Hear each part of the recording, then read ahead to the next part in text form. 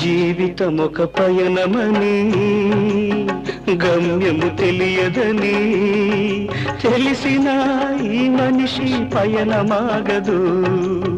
జననం ధర్మమని మరణం కర్మమని తెలిసిన జనన మరణ చక్రమాగదు.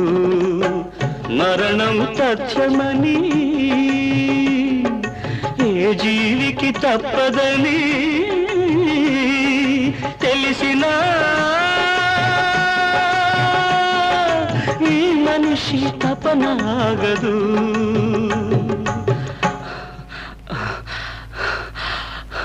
ఈ బ్రతుకు తపనాగదు.